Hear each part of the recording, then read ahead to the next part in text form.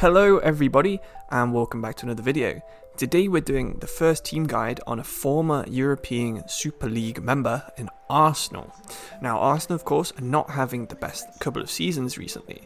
They have some big names though, and they do have some good potential youngsters that can hopefully, if you're an Arsenal fan, get them back to the top of football. So in this video I'm going to quickly run through the squad and then at the end of the video suggest you any transfers that you can make, how you can play with them, their formations, their tactics, and you'll get a good idea of how you can start your career mode with Arsenal. So, as always, we have the spreadsheet on the screen right now. If we go through the different positions in the squad, you can see the goalkeeper is fairly good, although not great.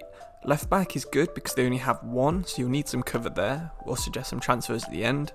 Centre back is very weak. Right back isn't great either. Defensive midfield is pretty weak too. And the only other weak position is right winger. So, going through these players, who have we got in each one of these positions? So, of course, Bernd Leno is the goalkeeper. He's a good goalkeeper, more than Premier League standard, probably even Champions League standard. So, you're going to probably want to keep him as your first choice. Matt Ryan is a good second choice though, so you got some good backup there. You probably don't need to get a good goalkeeper. These stats are being dragged down by Rune Alex Runarsson, who is a 25-year-old Icelandic goalkeeper with 70 overall and 74 potential. So if we get rid of him from the sheet, it brings the goalkeeping position up to around an 80 overall, which is more than good enough, especially when Leno is your first choice. Left back, of course, as I mentioned, you've got Kieran Tierney, who's a pretty good left back actually. He's still got quite a lot of room to develop, and he could become probably the second best left back in the league after Andrew Robertson, a fellow Scot. So what you'll likely need to do is get a backup who's going to be able to play in a different position as well as covering at left back. Luckily, you already have someone like this in Bukayo Saka, who can play right mid as his first position, but also left back and left wing back. So you've got good cover there, and he's got similar potential and similar overall. So centre back is the real weak area of this squad. They have 5 centre-backs and the best one is Gabriel. He's got some good potential, he could become a mid-80s level player without dynamic potential kicking in, but the second best is David Luiz, who is 33 years old and a bit of a liability. Rob Holding, again, is also not that great, 77 overall, 24 years old, so he's not going to improve too much. Pablo Mari and Callum Chambers are similar, as in they're sort of mid-70s and have potential to maybe make it to the high 70s. So what you're really going to want to do is sign a starting centre-back. Chances are they're going to start alongside Gabriel, so my personal choices would be to sign a starting centre-back and a backup centre-back. There's been 2 good choices in the news recently, in Ismail Doucouré from Valenciennes in France, who Leicester and Arsenal are both looking at, and Anel Admanhodzic, who plays for Malmo. Both of these players have really good potential, so these would of course be the backups, but to be the starting centre-back I would go for Jerome Boateng. He's been linked with Arsenal in real life as well as the other 2 have, and he's got a contract expiring at the end of the season, so he's going to be fairly cheap, which is an important thing for Arsenal as they don't actually have that big of a budget this season. Depending on how he gets on at Manchester City as well, Nathan Ake could be available cheap, especially as since Diaz joined he doesn't get too much for game, so if this continues you might see his contract expire if it doesn't get extended, and you might be able to pick up a player who costs 50 million for free. If you wanted to go all out, you could probably sign all 4 of these, get rid of Holding and Luiz and probably even Mari, and then just have Admanhodzic and Doucouré as the backups, with Boateng and Gabriel being the starting players. I think this would be a very solid set of centre-backs, and they all have potential to go far in the game, except obviously Jerome Boateng, who's already been there, done that, and is on the decline. His decline will also coincide with the improvement of Doucouré and Admanhodzic, so you're going to be covered for a few seasons until you get a youth academy player in that position. Of course, at right back you have Hector Bellerin, who's looking like he might want to leave this summer, but as a backup you have Cedric, who used to play for Southampton of course. Cedric is a more than capable backup, and Bellerin is a good starter, especially if you can get him to his potential, which is in the mid-80s. It's totally up to you here if you sign a new player. I would probably not waste any money signing a right back, even though it is kind of a weak point on this list, but it's totally up to you how you play with that one. Defensive mid for me is a fairly easy choice. I would go for Basuma at Brighton.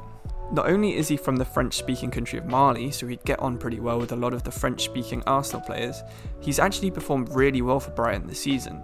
His work rates are good too, high medium, and he's a strong box-to-box player who I think would work really well alongside Thomas Partey. His value isn't too mad either, at around 15 million euros or 12 million pounds, so you'll be able to get him pretty cheap, or trade one of your bigger name players, like maybe you could trade a David Luiz for Bissouma and get him basically for free.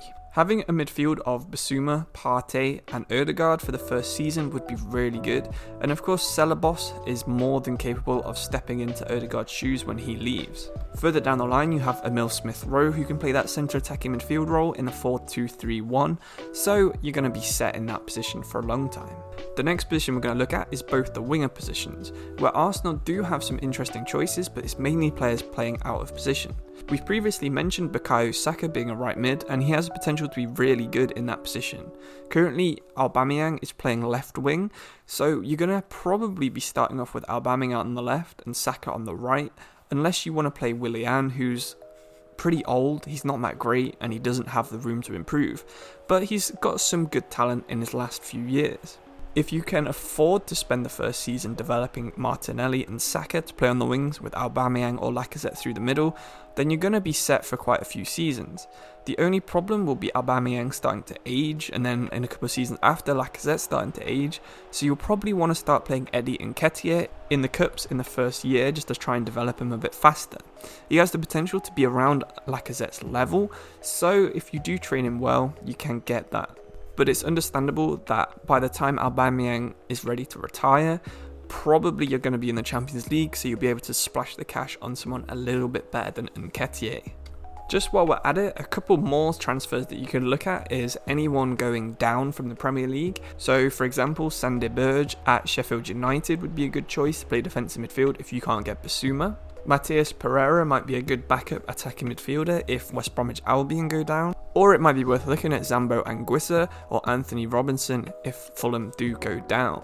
Just to flesh out the squad with a few more players, you could also go for Elise at Reading, who would be a good winger if you don't fancy playing Aubameyang on the wing and you want to play him through the middle. And I would also recommend having a quick look through the French second division, because it does seem like there's quite a lot of talent in that division at the moment, and I'm sure I don't need to tell you the history between France and Arsenal. Like at one point it seemed like Arsenal had 10 French players on the pitch, Gallas, Sagna, Clichy, Nasri, all playing at the same time. The current identity of Arsenal is young English talent, so again, you can look through the English second division if you want to go that way instead of with France. But I think French talent is cheaper and on average probably better on FIFA this year. So that's my guide on Arsenal. We've talked through the centre-back situation, we've gone through the wingers, the central defensive midfield targets, and I think that's probably the only areas you really need to focus on strengthening. If you're an Arsenal fan, or if you've played an Arsenal save and made it this far, please do let me know in the comments who you think Arsenal should sign, or who you signed in your career modes that was fun to use. I'm sure people who are considering starting a career mode with Arsenal as maybe their last one, where they want to return Arsenal to the top 4, would love to hear your comments in the comments below. So yeah, just let us know and we'd be happy to read them. If you're interested in seeing more team guides like this, let me know who you'd like to see in the comments too, and subscribe so you don't miss that when I post them. But for this video, that's all I have, and I'll say thank you for watching, and goodbye.